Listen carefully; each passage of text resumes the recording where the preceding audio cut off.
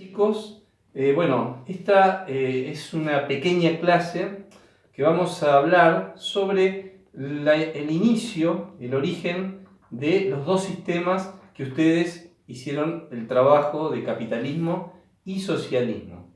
Pero para comenzar, acá yo hice un pequeño diagrama en la pizarra y les voy a decir que el nexo que une, digamos, a los sistemas, es la revolución industrial.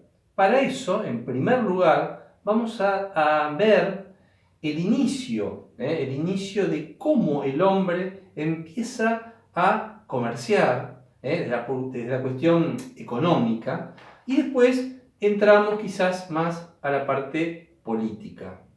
Pero en primer lugar tenemos como la revolución industrial como nexo, es decir, el antes y el después. Bueno, acá vamos viendo en la pizarra, yo la dividí en dos.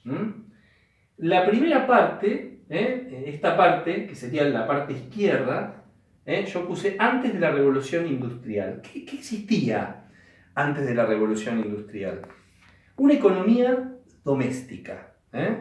¿Qué significa economía doméstica? Que cada pueblito, cada feudo en la Edad Media, ¿no? Más o menos en la época desde el 1000 hasta el 1700, inclusive en la época feudal se mantuvo mucho tiempo, la economía era para propia subsistencia. ¿Qué quiere decir esto?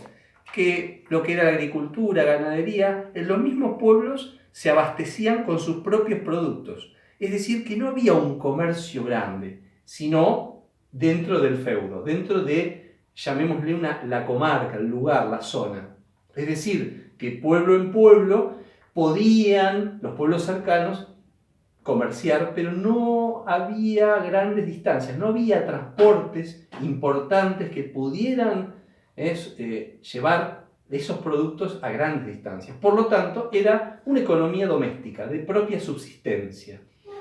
Lógicamente, mercados locales, mercados de cada pueblo, y pasando ya a la etapa del siglo XVIII, un señor, que ya lo deben haber visto cuando vieron Capitalismo, Adam Smith, más o menos en el 1776, piensen que la Revolución Francesa fue en 1789, o sea que unos años antes, dijo que la parte comercial, o sea, el proceso comercial que se iba de a poco modernizando, es decir, los sistemas de transporte iban mejorando, era muy importante para toda la cuestión, la actividad comercial, el proceso que iba produciéndose antes de la Revolución Francesa, era esencial ¿para qué? Para la modernización.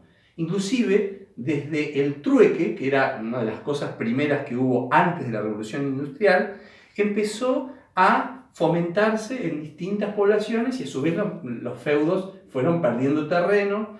Piensen que en 1789 las monarquías empiezan a decaer, con lógicamente la caída de la monarquía francesa, y empieza lo que se llama la sociedad moderna. Lógicamente que esto es hasta que empieza el siglo XIX.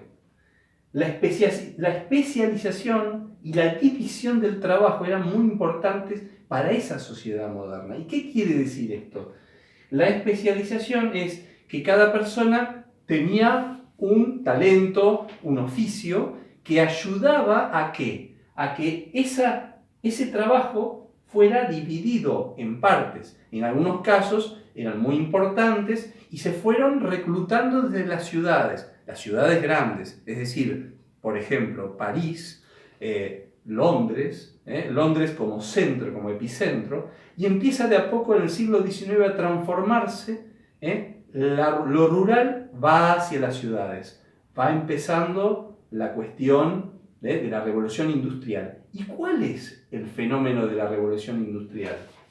Que pasa de lo manual, lo agrario, como decíamos recién, a lo mecánico, la máquina, se empiezan a fabricar máquinas de todo tipo.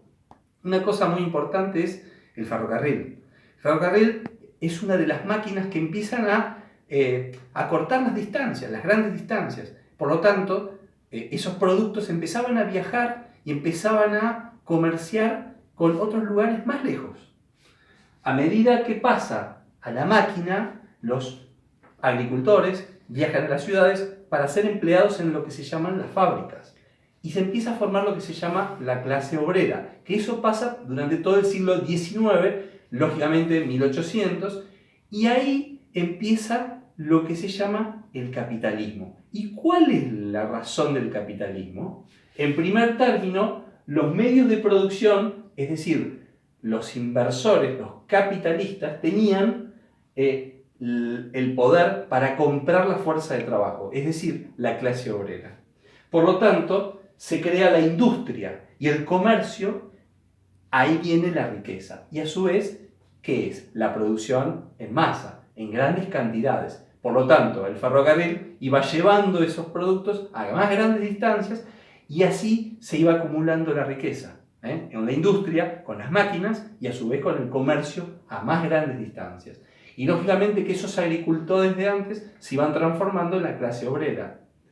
En ese momento, aproximadamente el 1850, hay una persona que se llama Karl Marx. Karl Marx, ¿qué dice? Empieza a criticar ese, digamos, sistema de que el obrero era explotado, lógicamente que en un principio trabajaba muchas horas, y ahí se divide el socialismo en dos partes. En un principio existía el socialismo utópico, que solo criticaba. Karl Marx encarna el socialismo científico, que decía, él daba la fórmula para acabar con esa explotación. Es decir, no sé si acabar con el capitalismo, pero empieza a sentar las bases del socialismo. Y decía, lógicamente, que existía una burguesía, que eran los capitalistas, que explotaban al proletariado, que era la clase obrera. Así comienza, ¿no?, un poco lo que es el capitalismo con la revolución industrial y a su vez el socialismo, que es la crítica y un poco el planteo de la forma de cómo acabar con el capitalismo. De ahí surgen los distintos sistemas en cada país. Algunos, lógicamente, llevaron al extremo tanto el capitalismo como el socialismo. Pero eso ya es parte de otra clase. Muy bien, chicos, cuídense y bueno, para la próxima veremos la clase de poder.